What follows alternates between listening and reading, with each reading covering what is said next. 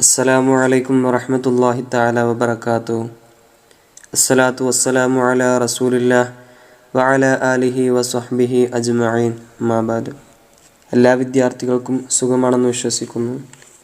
ഇന്ന് നമ്മൾ നോക്കുന്നത് 7ാം ക്ലാസ്സിലെ പൊതുപരീക്ഷാ വിദ്യാർത്ഥികൾക്ക് ഫിഖ്ഹിലെ ഏതാനും ചോദ്യങ്ങളാണ്.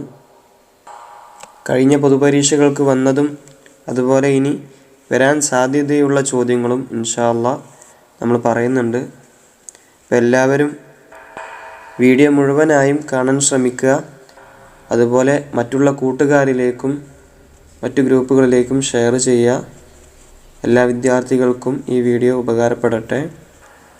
ആദ്യത്തെ ആക്ടിവിറ്റിയിലേക്ക് പോകാം. ഒന്നാമത്തെ ആക്ടിവിറ്റി പൂരിപ്പിക്കാം. ഒന്നാമത്തത്, നബി സല്ലല്ലാഹു അലൈഹി വസല്ലമയുടെ ഖബർ ഷരീഫ് സിയാറത്ത് ചെയ്യൽ ഡാഷ്. അത് പൂരിപ്പിച്ചു കൊടുക്കുക. നബി സല്ലല്ലാഹു അലൈഹി വസല്ലമയുടെ ഖബർ ഷരീഫ് സിയാറത്ത് ചെയ്യൽ ശക്തിയായ സുന്നത്താണ്. ഇനി രണ്ടാമത്തത്, നിക്കാഹിന് ഫിദിയ ഇല്ല, എന്നാൽ നിക്കാഹ് സ്വഹീഹ് ഡാഷ്. പൂരിപ്പിച്ചു കൊടുക്കുക. നിക്കാഹിന് ഫിദിയ ഇല്ല, എന്നാൽ നിക്കാഹ് സ്വഹീഹ് ആകുന്നതല്ല. ഇനി അടുത്ത ആക്ടിവിറ്റി, 2 എണ്ണം എഴുതാം. 2 വീതം ഓരോ ചോദ്യങ്ങൾക്കും ഉദാഹരണം എഴുതി കൊടുക്കുക. ഒന്നാമത്തത്, ഇഹ്റാം കൊണ്ട് ഹറാമാകുന്ന കാര്യങ്ങൾ. അവയിൽ നിന്നും 2 എണ്ണം. ഒന്നാമത്തത് ജിമാഅ്. 2 വികാരത്തോടു കൂടി ബന്ധപ്പെടൽ.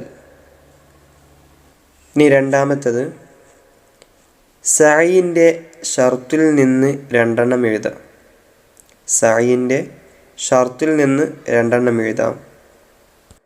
ഒന്നാമത്തത് സ്വഫ കൊണ്ട് തുടങ്ങുക. 2 7 പ്രാവശ്യമായിരിക്കുക. ഇനി മൂന്നാമത്തെ ചോദ്യം, തവാഫിൻ്റെ ഷർത്തിൽ നിന്ന് 2 എണ്ണം. തവാഫിന് 8 ഷർത്തുകളുണ്ട്, അതിൽ നിന്നും 2 എണ്ണം എഴുതുക. 1 ഔറത്ത് മറക്കൽ. 2 ഹജറുൽ അസ്വദ് കൊണ്ട് തുടങ്ങൽ. ഇനി അടുത്ത ആക്ടിവിറ്റി, മീഖാത്ത് എഴുതാം. ഒന്നാമത്തത് മക്കയിലുള്ളവരുടെ ഹജ്ജിൻ്റെ മീഖാത്ത്. മക്കയിലുള്ളവരുടെ ഹജ്ജിൻ്റെ മീഖാത്ത് എഴുതി കൊടുക്കുക. മക്കയിലുള്ളവരുടെ ഹജ്ജിൻ്റെ മീഖാത്ത് മക്ക തന്നെയാണ്.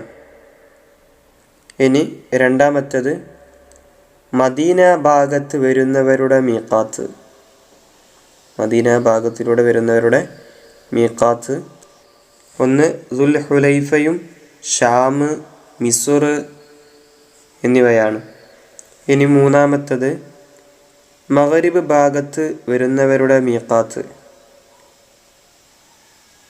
മഗ്രിബ് ഭാഗത്ത് നിന്ന് വരുന്നവർക്ക് ജുഹ്ഫയാണ്. മഗ്രിബ് ഭാഗത്തിലൂടെ വരുന്നവർക്ക് ജുഹ്ഫ.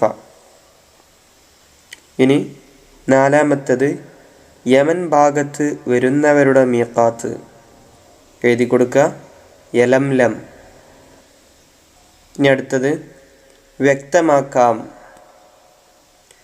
3 കാര്യങ്ങൾ അവിടെ കൊടുത്തിട്ടുണ്ട്, അത് വ്യക്തമാക്കി കൊടുക്കുക. 1 ഇഫ്രാദ്. ഹജ്ജും ഉംറയും 3 രൂപത്തിൽ നിർവഹിക്കാം. അതിൻ്റെ 3 രൂപങ്ങളാണ് പറയുന്നത്. 1 ഇഫ്രാദ്, 2 തമത്തുഅ്, 3 ഖിറാൻ. ഈ 3 രൂപത്തിലാണ് നിർവഹിക്കേണ്ടത്. അതിൽ ഇഫ്രാദ് എന്താണെന്ന് വിശദീകരിക്കുക. ഇഫ്രാദ് എന്നാൽ ആദ്യം ഹജ്ജും പിന്നെ ഉംറയും ചെയ്യുക. ആദ്യം ഹജ്ജ് പിന്നെ ഉംറ. രണ്ടാമത്തത് തമത്തുഅ്. തമത്തുഅ് ആദ്യം ഉംറ പിന്നെ ഹജ്ജും. ഇഫ്രാദിൻ്റെ ഓപ്പോസിറ്റാണ് തമത്തുഅ്. മൂന്നാമത്തത് ഖിറാൻ. ഖിറാൻ എന്ന് പറഞ്ഞാൽ ഹജ്ജിനും ഉംറക്കും ഒരുമിച്ചു ഇഹ്റാം ചെയ്തു ഹജ്ജിൻ്റെ കർമ്മങ്ങൾ നിർവഹിക്കുക. ഹജ്ജിനും ഉംറക്കും ഒരുമിച്ച് ഇഹ്റാം ചെയ്തു. എന്നിട്ട് ഹജ്ജിൻ്റെ കർമ്മങ്ങൾ നിർവഹിക്കലാണ്. ഇനി അവസാനത്തെ ആക്ടിവിറ്റിയാണ് പൂർത്തിയാക്കാം. താഴെയാണ് തൽബിയത്തിൻ്റെ വചനങ്ങൾ കൊടുത്തിട്ടുണ്ട്. അപ്പോൾ അത് പൂർത്തിയാക്കി കൊടുക്കുക. പരീക്ഷയ്ക്ക് എല്ലാവരും ശ്രദ്ധിക്കണം. പ്രത്യേകിച്ചും ഉറപ്പായും ഉണ്ടാകുന്ന ഒരു ചോദ്യമാണ് ലബ്ബൈക്ക് അല്ലാഹുമ്മ ലബ്ബൈക്കും തുടങ്ങിയ ആ തൽബിയത്തിൻ്റെ വചനം കൃത്യമായി പഠിച്ചു വെക്കണം.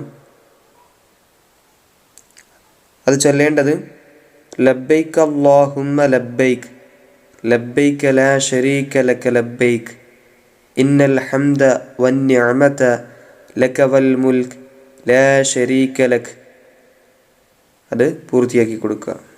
അപ്പോൾ ഇത്രയാണ് ഇൻഷാ അല്ലാഹ്. ഇനി ഇതിൻ്റെ ബാക്കി ഭാഗങ്ങൾ ഇൻഷാ അല്ലാഹ് അടുത്ത വീഡിയോകളിൽ വരും. അപ്പോൾ ഇതുവരെയും സബ്സ്ക്രൈബ് ചെയ്യാത്തവർ ചാനൽ സബ്സ്ക്രൈബ് ചെയ്യുക, അതുപോലെ മറ്റുള്ളവരിലേക്ക് ഷെയർ ചെയ്യുക. അപ്പോൾ ഇന്നത്തെ വീഡിയോ ഇവിടെ അവസാനിപ്പിക്കുകയാണ്. മറ്റു ക്ലാസ്സുമായി ബന്ധപ്പെട്ട വീഡിയോകൾ താഴെ ഡിസ്ക്രിപ്ഷനിൽ കൊടുക്കുന്നുണ്ട്, അല്ലെങ്കിൽ പ്ലേ ലിസ്റ്റിൽ നിങ്ങൾക്ക് കാണാവുന്നതാണ്. അസ്സലാമു അലൈക്കും വറഹ്മത്തുള്ളാഹി തആല വബറകാതുഹു.